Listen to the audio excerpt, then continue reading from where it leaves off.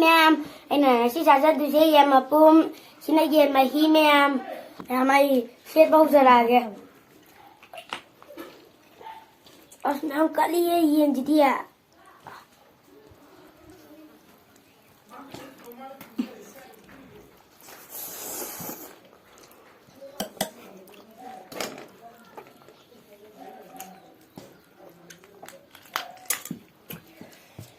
Ma'am, ay nasipangamda na ako niya, nasipire. Do ma'am, may zikolak ke. Mahal di mali. Ma'am.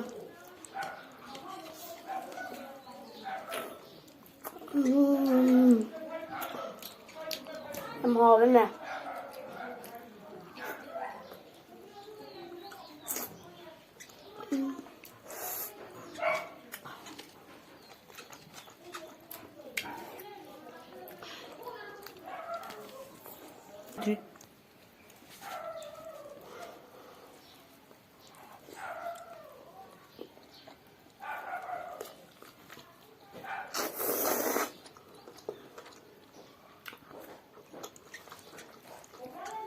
Ma'am, may isip ko sa pwede ng hawa.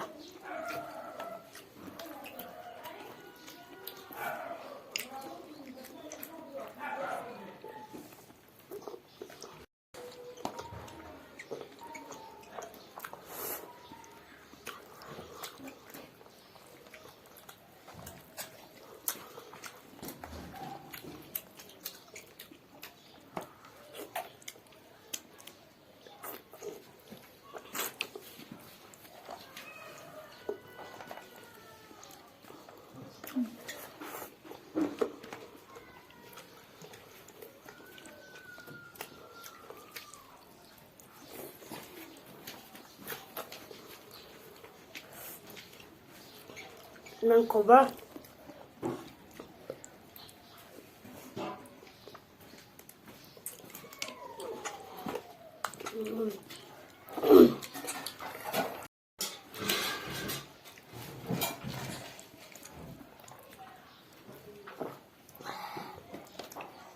Làm mà phải sẽ thôi.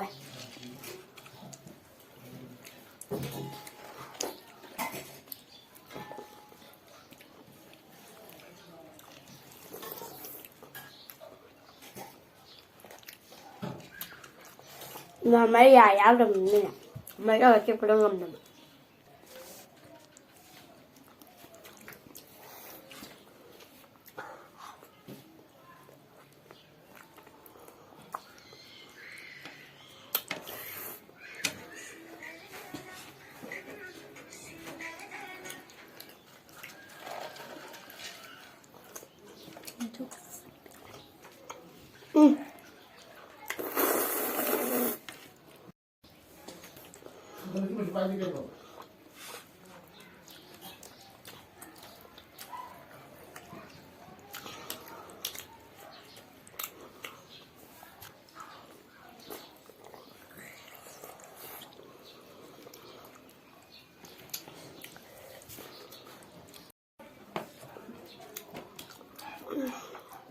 Now I'm hallway.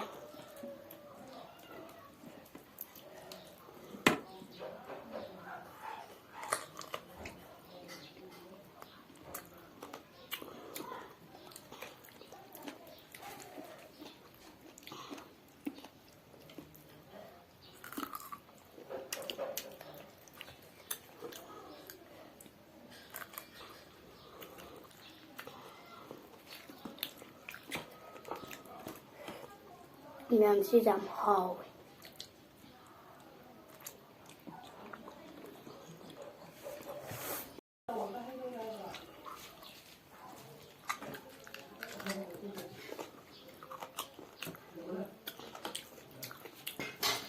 Ma'am, may di ko ba yan pam?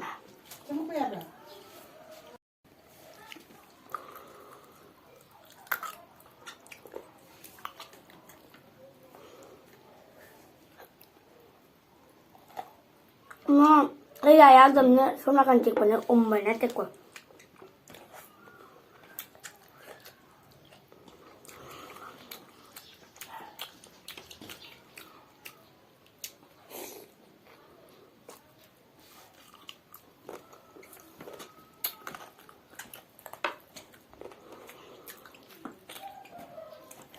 massage. Yam hava.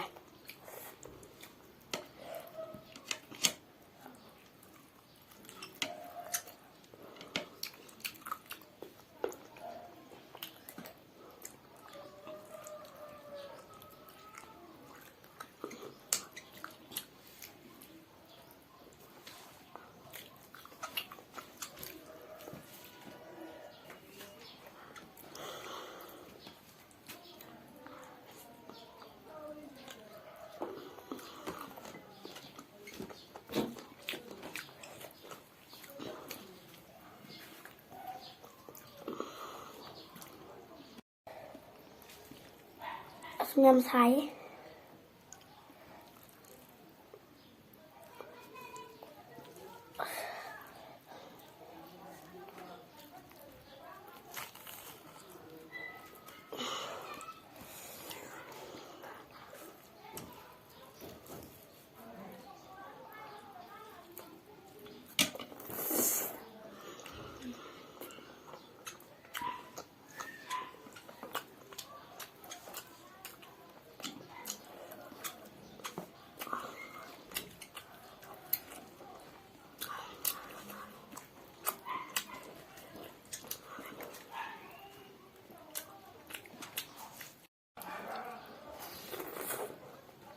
Mẹ mày chỉ cha bằng ngầm mà rồi, ai xin nấu nè.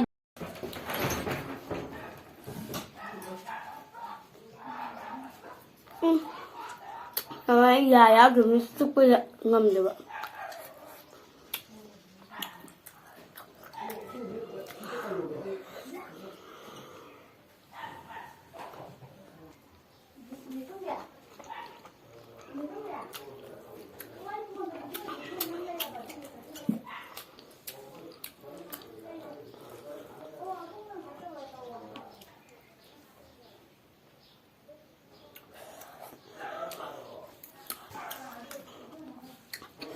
Nhâm hỏi mẹ được. Đã có gì. Tôi thấy luôn con chăm hầu rồi.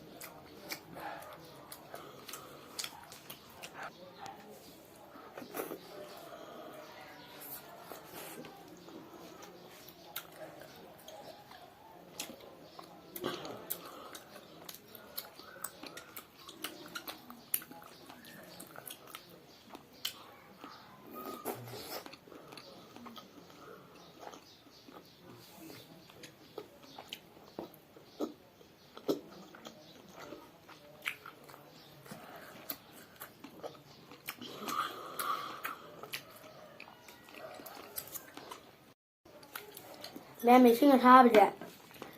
Thì thì tôi tuần thắc tới giờ.